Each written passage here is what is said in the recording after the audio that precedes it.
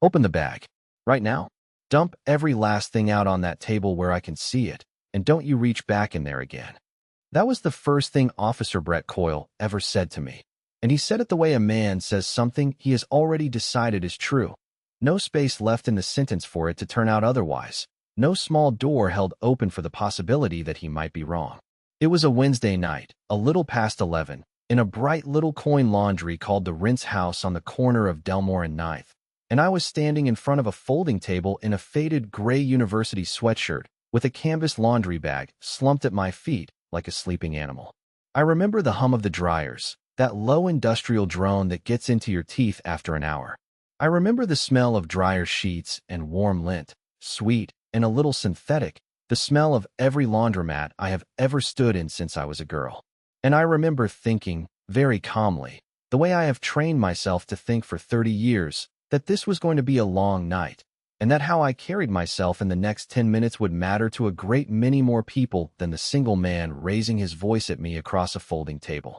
What Officer Brett Coyle did not know, could not have known, because I had spent 2 decades keeping my face out of the evening news and my name buried in footnotes and case citations where only the careful ever find it, was that the woman he was ordering to empty a laundry bag onto a table was the sitting Attorney General of the state, the chief law enforcement officer, the person whose signature sat, in dark blue ink, at the bottom of the very training standards his own department was sworn to follow. I did not tell him that. Not then, not for a long while yet. A title is a shield, and I have believed my whole working life that if the law only protects the people who can announce their own importance, who can drop a name, produce a card, summon a friend with a friend, then it is not the law at all. It is just another kind of privilege wearing a badge and calling itself justice. So I stood there in my old sweatshirt with the collar gone soft from 100 washings, an ordinary tired woman doing an ordinary tired thing at the end of a long day, and I let him show me, without interruption, exactly who he was. I want you to see the room the way I saw it. The fluorescent tubes overhead buzzed with that particular white that has no warmth in it, the light of places that stay open all night for people who have nowhere gentler to be.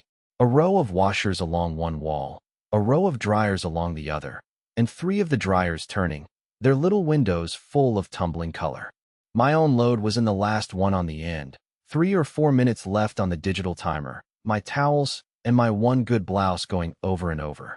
There was a vending machine by the window that sold single-use detergent in stiff little packets. There was a bulletin board furred with faded flyers. And there was the man in front of me, close enough that I could see the salt in his stubble and the small muscle jumping at the corner of his jaw. He had not touched me. Not yet. He had not, yet, done anything a lawyer could hang a whole case on. But he had leaned his weight toward me. He had lowered his register. He had made his shoulders wide.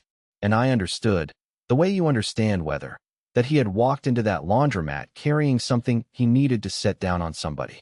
He had chosen me to set it down on. I had seen the look before. I had spent my life learning its dialects. It is the look of a man who has decided in advance that the story is already written and that you are only there to read your assigned line. I kept my hands loose and visible at my sides.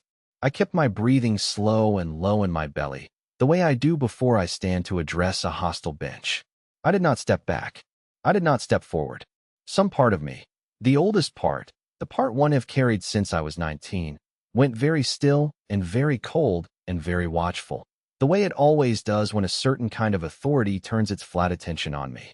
And another part, the part one built on purpose over 30 years of nights like this one, began, quietly, to take notes. The time on the wall clock, the number stitched at his shoulder, the dark, unlit eye of the camera on his chest that should have been glowing and was not. I did not know yet how the night would end, but I already knew I would remember all of it, and that memory, given enough light later, is its own kind of power.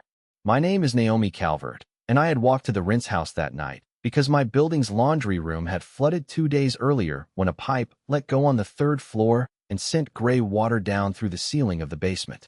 The management company had strung yellow tape across the machines and taped up a paper sign that said, in cheerful clip art letters, "Sorry for the inconvenience," as if the 2 words could mop anything up. I could have sent someone.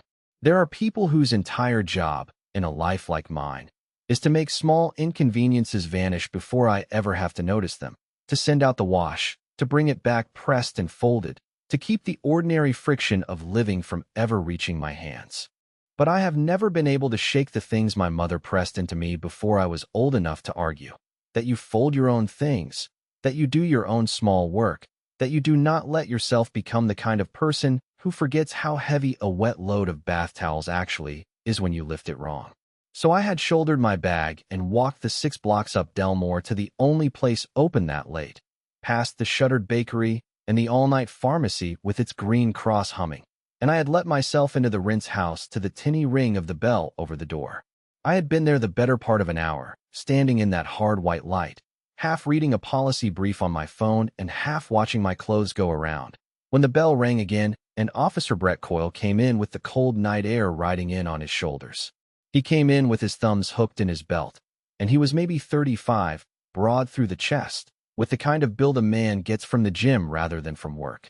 He wore the particular expression I have learned to read from across a courtroom, the expression of a person who has discovered, somewhere along the way, that the fastest route to feeling large is to make someone standing near him feel small.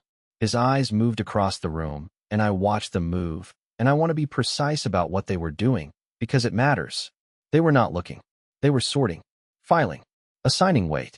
There was a young mother in the back corner, folding tiny onesies into tidy squares, a baby asleep against her chest in a wrap of gray cloth. There was an old man in a plastic chair by the window with a newspaper tinted over his face, snoring softly through the print.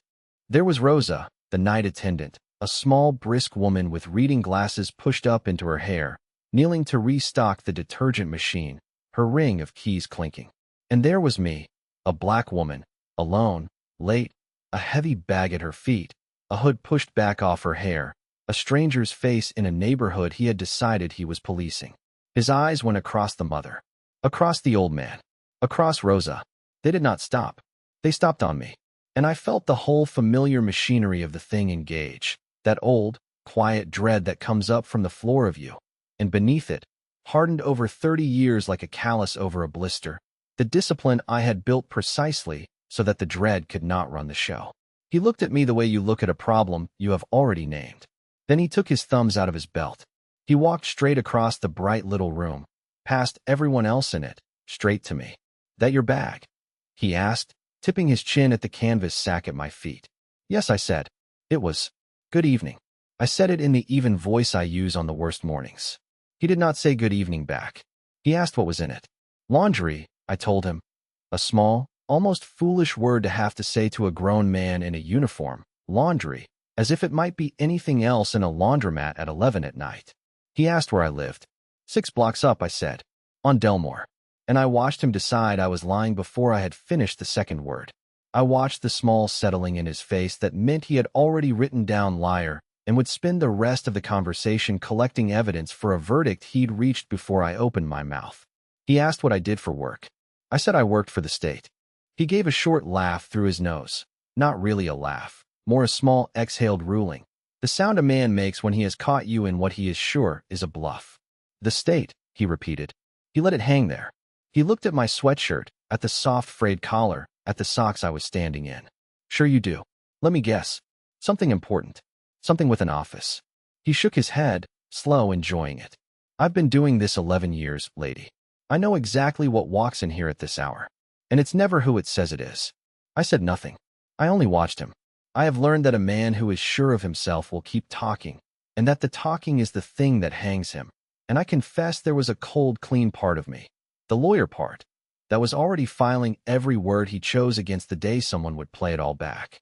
He did not hear the trap in his own mouth. Men like Brett Coyle never do. He thought he was reading me. He had no idea I was recording him. Then he leaned in, and he told me to open the bag and dump it out on the table, all of it, and not to reach back in there again. I have stood in front of hostile judges who wanted the whole gallery to watch them cut me down. I have cross-examined men across a rail who had, in plain and documented fact, wanted me dead, and I have kept my voice level while I did it. So I know the exact temperature of my own voice when everything inside me has gone still and cold and useful. "Officer," I said, and I kept it low and unhurried. "I'm happy to answer your questions, but I haven't done anything, and I'd like to understand what you think I've done. That was all. No lecture. No case citations. No speech. Just a plain, quiet question from a tired woman standing over her own laundry near midnight. The most reasonable sentence in the world. And I watched it land on him like an insult. A question spoken calmly is the one thing a man who has come looking for a fight cannot use. He had walked in expecting one of two performances from me. The cower, in which I shrink and apologize and pour my bag out with shaking hands and thank him for the trouble. Or the explosion, in which I raise my voice and give him the resistance he can write up in clean, self-justifying prose. I had given him neither. I had given him a question. And a man like Brett Coyle, standing over a woman he has already decided is beneath him, does not have a filed procedure for a person he cannot frighten and cannot provoke. It confused him. And confusion, in a man who has staked everything on feeling large, curdles fast into anger. He put his hand flat on the folding table between us. Not on me, on the table, but with force, so the cheap metal legs shivered and the whole thing gave a little rattling complaint against the floor. He leaned his weight down onto that hand. He brought his face nearer to mine, near enough that I could smell coffee gone stale and something mentholated underneath it. I'm not going to ask you again, he said, very quietly. The quiet was meant to be the frightening part. I did not raise my voice. I never do. My mother trained the raising out of me before I could spell my own name, and 30 years of courtrooms welded the training into bone. But I want you to understand the thing that was true in that moment, because it is the hinge the whole night turned upon. I was not afraid of him. I had been afraid of men exactly like him once, wholly and helplessly afraid, when I was 19 years old on a dark county road outside the town I grew up in, when another officer with these same flat sorting eyes had made me sit on a cold concrete curb for the better part of an hour while he decided, at his leisure, whether my own father's old sedan was really mine to be driving. I have never forgotten that curb. I remember the specific cold of it coming up through my jeans and the grit of it under my palms, and the way passing cars slowed so the people inside could look at me sitting there in the headlights like I was already guilty of something they hadn't named yet. That night bent the entire course of my life. It was the night I decided, sitting on that curb with my hands going numb, that I would spend the rest of my days learning the law so thoroughly, so completely, so far past the point of any reasonable need, that no one would ever again be able to use it against me, or against anyone who looked like me, without my knowing precisely which line they had crossed and exactly what it was called. So no, standing in the rinse house with Coyle's face 6 inches from mine, I was not afraid of Brett Coyle. And I will tell you something stranger, something I have only ever admitted to a few people. In that moment I felt, underneath the stillness, a thin, unexpected thread of gratitude toward him. Because he was, without the faintest idea that he was doing it, about to demonstrate, in a bright room, to sober witnesses, in real time, the exact thing I had spent an entire career trying to prove to people who did not want to believe it happened. You don't have a legal basis to search that bag without my consent, I said, still gently, still without heat. And I'm not consenting. I'm not being combative with you. I just know my rights, and when the dryer's done, I'd like to take my laundry and go home. I let my eyes go, for a second, to the machine behind me, still turning, 3 minutes on the timer. And I felt, rather than saw, the room change around us.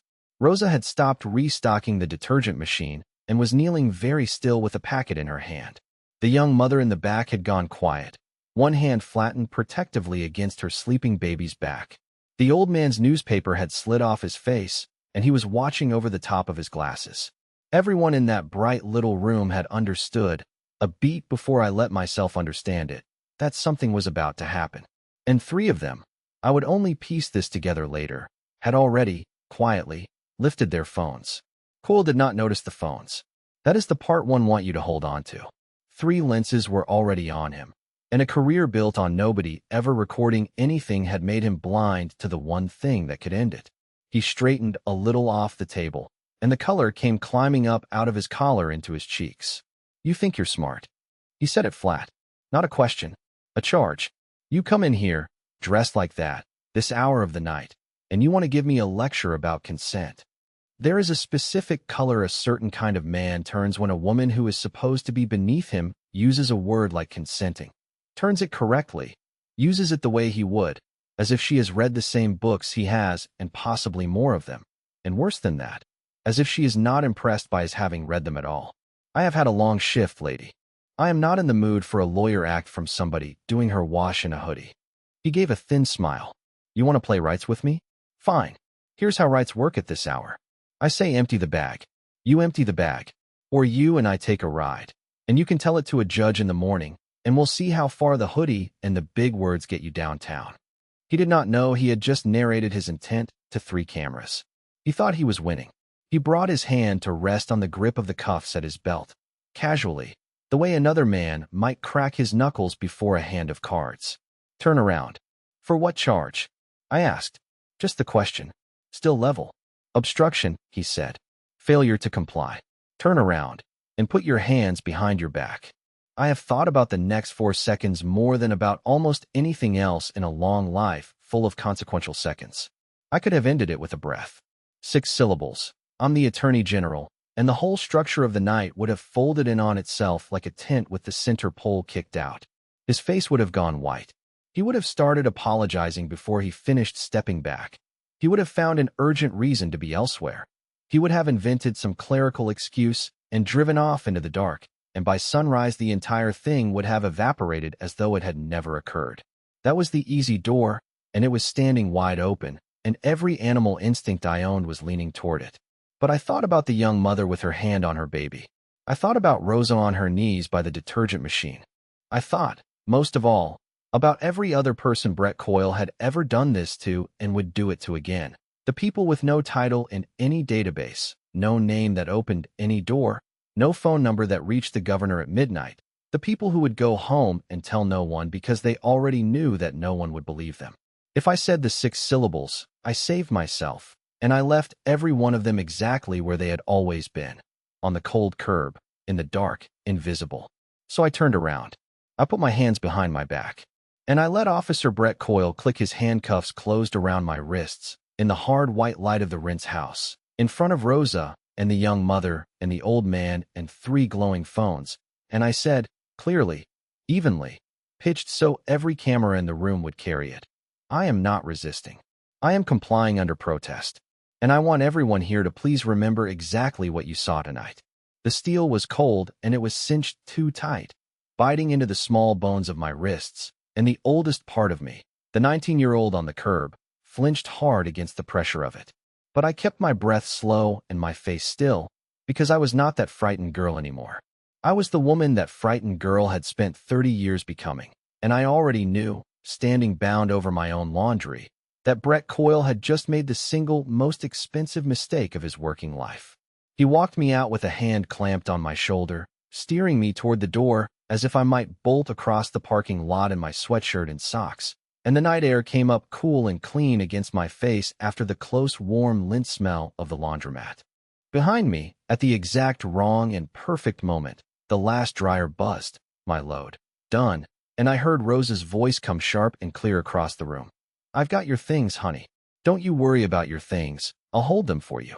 And I felt something warm move through the center of my chest at that, a small hard-edged warmth, because a kindness offered in a moment like that one drops into you like a stone into a deep well, and you feel it going down for a long time. Coyle put his palm flat on the crown of my head and folded me down into the back seat of the cruiser the way they do, mindful of everything except the person, and shut the door.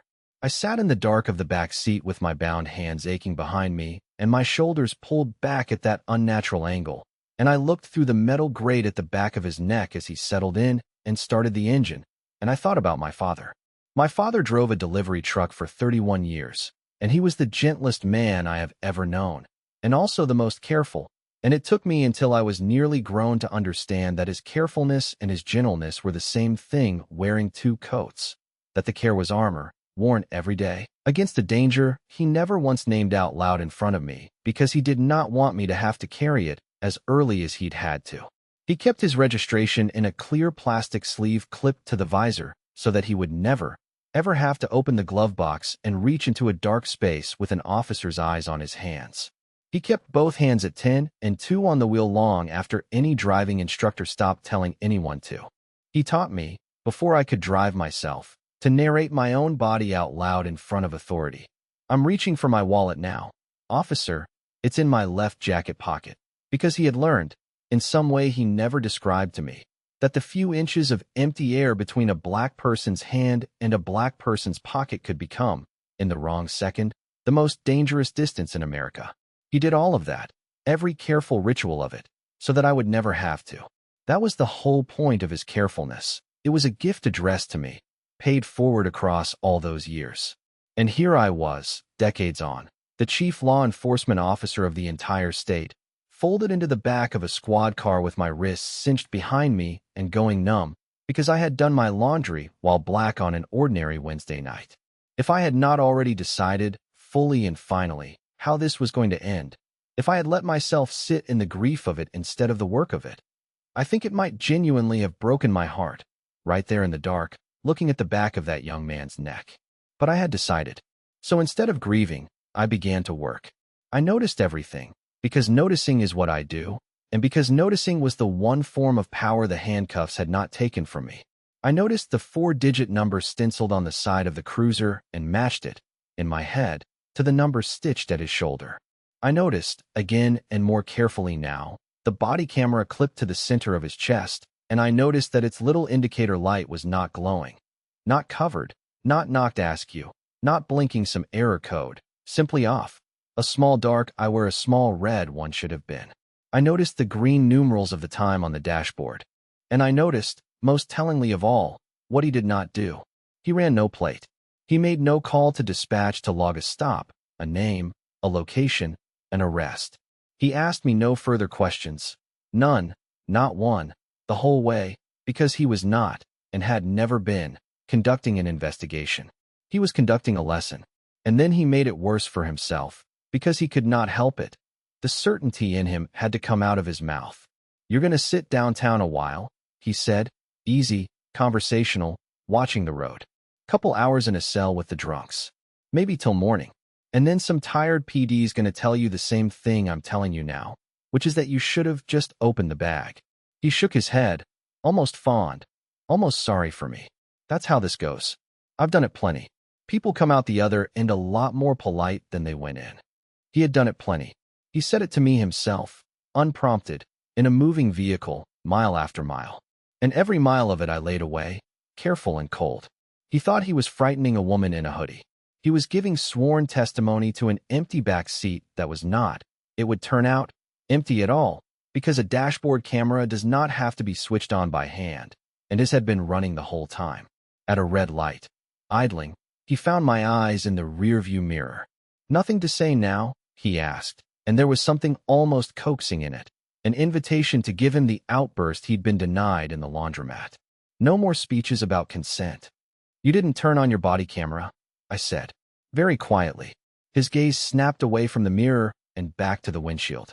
Then it came back, and now there was something ugly in it, and reckless, the way a man gets reckless when you touch the one thing he knows he should not have done. You want to file a complaint? He said. Go ahead. File it. You know how many complaints against me have gone anywhere in 11 years? None. 0.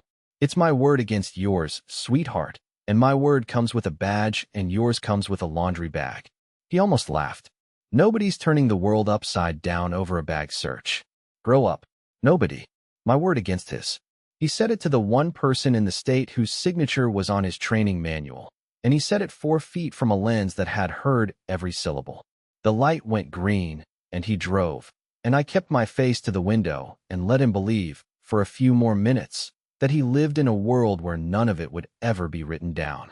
We rode the rest of the way in a silence I did not break, and I spent it building. Not stewing, building. In the calm, clean rooms at the back of my mind, mile by mile, I laid out the whole architecture of everything that would have to follow.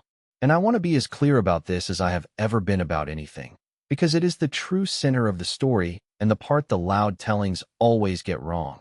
I was not, in that back seat, dreaming of ruining Brett Coyle.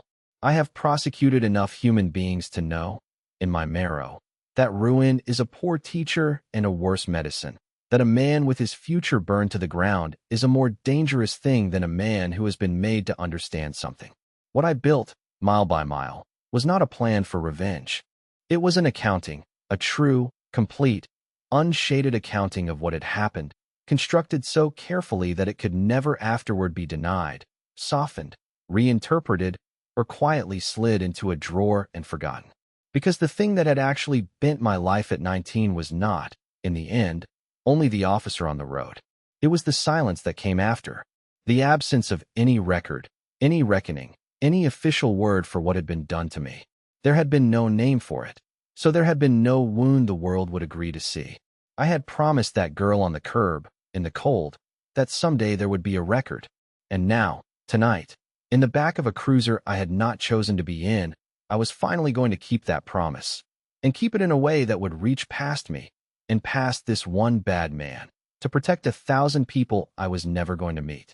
We turned into the Sally Port of the 2nd District Station a little before midnight, the big door grinding up and then down behind us, sealing us into that echoing concrete bay under its caged lights.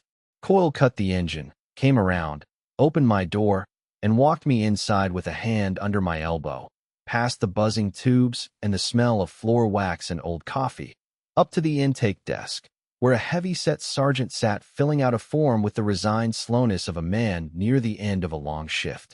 Coyle announced me the way they announce people. Female, non-compliant, obstruction.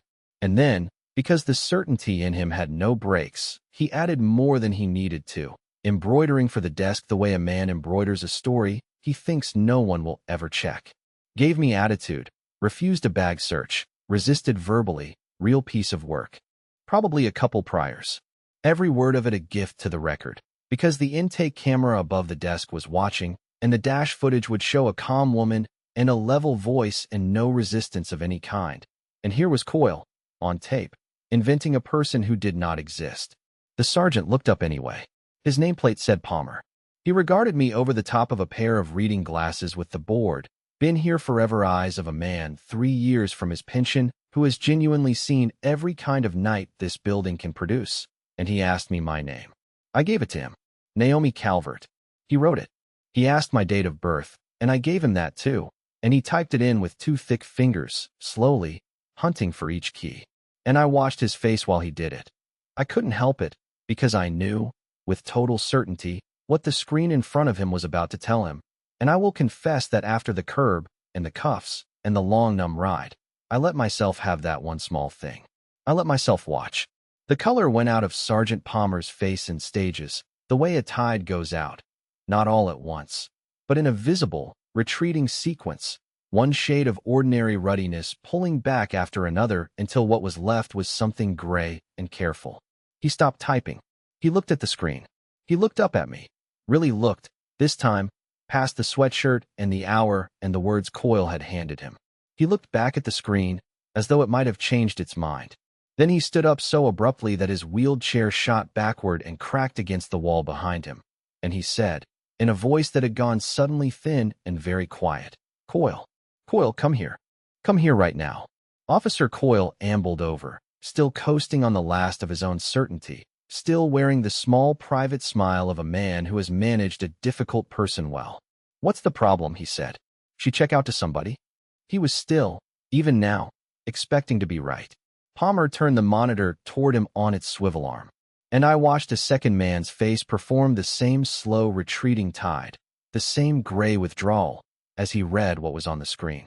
Beside my name and my date of birth sat my photograph, an official one, pulled from the state directory, unsmiling, formal, and above the photograph, in the flat, unarguable block capitals of a government database, sat my title. Attorney General. State of, it does not matter which. That is not the part that matters. What matters is that Brett Coyle read those 2 words twice. I watched him read them twice. People always read a second time the thing they cannot survive having read correctly the first time, as though the letters might rearrange themselves into mercy if you give them another chance. And then he lifted his eyes off the screen and put them on me, on the woman in the faded sweatshirt with his handcuffs still locked around her wrists, and every last ounce of the largeness he had carried into that laundromat went out of him all at once, the way air goes out of a thing that has been punctured. That's, no, he said. The words came apart in his mouth. That's not. She's lying. She gave a fake. That's a fake. It's a state ID number, Brett. Palmer said, very softly, not looking at him, looking at me. It doesn't come up wrong. It doesn't come up at all if it isn't real. She didn't say anything. In the car. She never said who she. You didn't ask, I said. It was the first thing I had said to him since the red light. I said it quietly. It went through him like a nail. I said nothing else. I have learned, over a very long time, that silence deployed at precisely the right moment does more work than any sentence I could assemble, that an empty space, held steadily, will pull the truth of a room up into it. So I simply stood there with my bound hands behind me and let the two of them sit inside the growing size of what they had done. And here is the thing I most need you to believe, because I know how it will sound, and it is true anyway. I felt no triumph. None. Watching Brett Coyle's face come apart, watching the certainty drain out of a young man like water out of cupped hands, I mostly felt tired, and underneath the tiredness, something close to sorrow, because I had seen that exact expression before, more than once, on the faces of men who spend their whole lives absolutely sure of the rules, right up until the single instant the rules turn around and look back at them. He had believed the badge made him the law. He was about to learn, in the most personal and unforgettable way available to a person, that the law is a far larger and far more patient thing than any one man's certainty about his own place inside it. Take the cuffs off her, Palmer said. Coyle didn't move, couldn't, maybe, his hands hanging at his sides.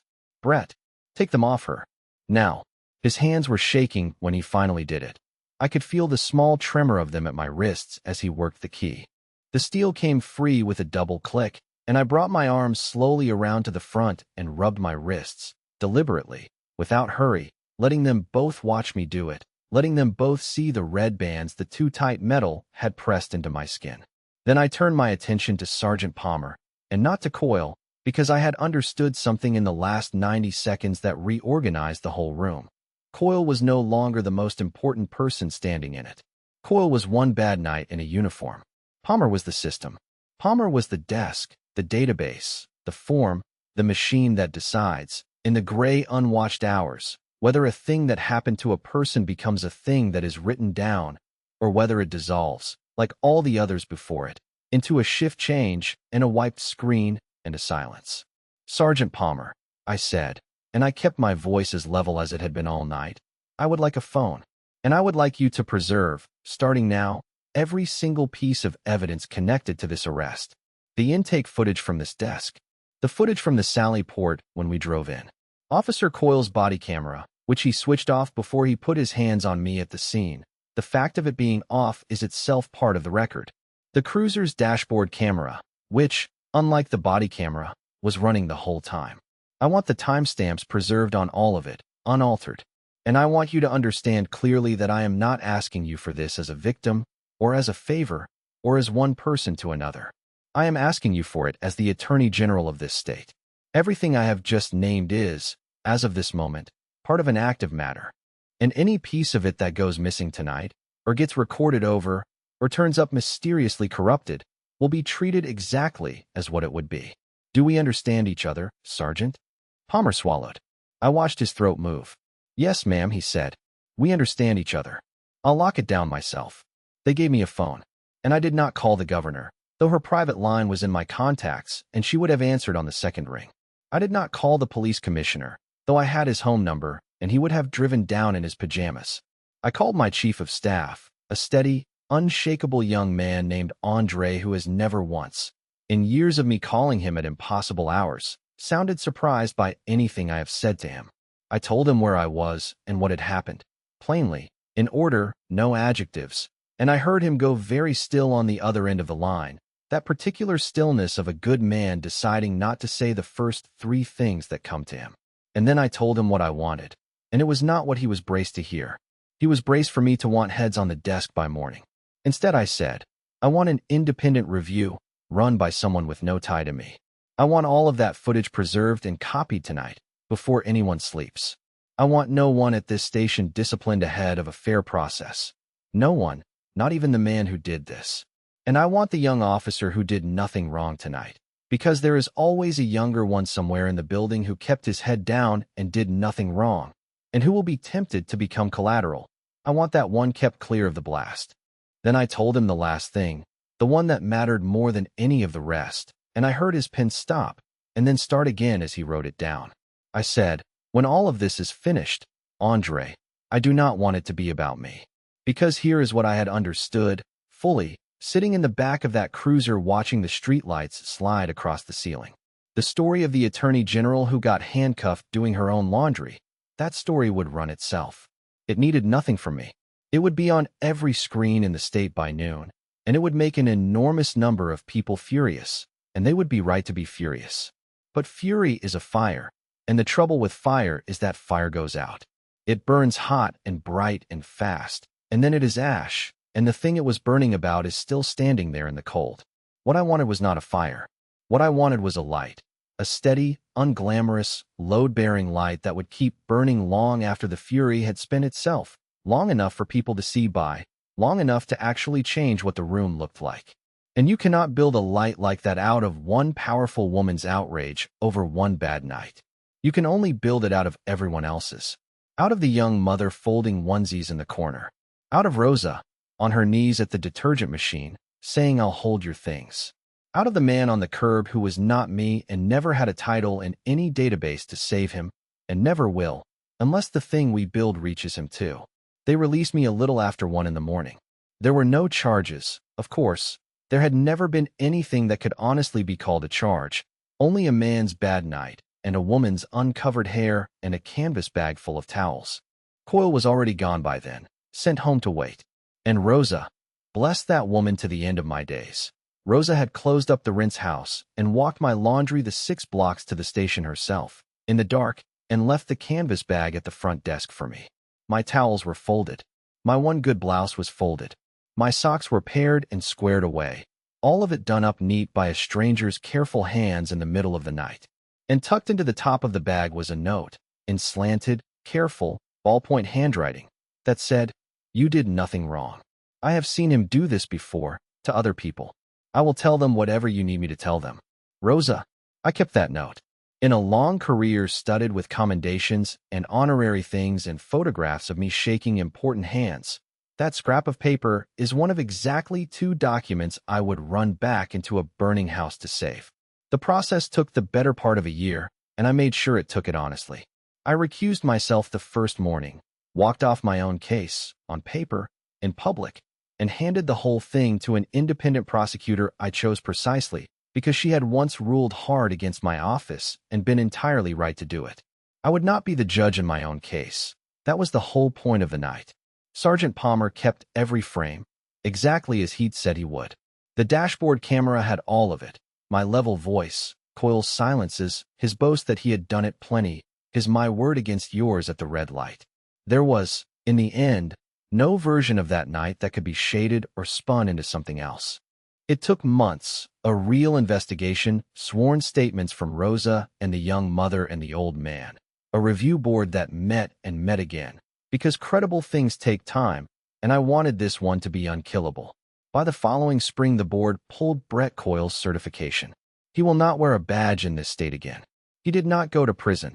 I never asked for that, and I said so on the record more than once, because I have prosecuted enough men to know that ruin teaches nothing and endangers everyone.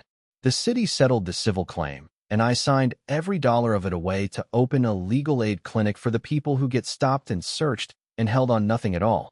The ones with no title waiting in any database, who go home and tell no one because they already know the answer to who would believe them. We named it the Curb Fund. It opened on a cold Wednesday in November, a little over a year after that night, in a narrow storefront 2 doors down from the rinse house. I want to leave you standing in it. The same hard all-night white came off the ceiling, but the room was warm with people. Rosa was there, in a good coat, her reading glasses pushed up into her hair the way they always are. The young mother was there, her baby grown into a toddler asleep on her shoulder. On the wall by the door, framed, hung Rosa's note. "You did nothing wrong," where every person who walked in would read it first. And at a plain desk by the window, under my own portrait and my own title, I signed the clinic's first case file open, at the bottom, in dark blue ink, the same signature that sits under the training standards a man once thought his badge let him ignore. Then the phone on the desk rang. Someone stopped that night, held on nothing, no name that opened any door.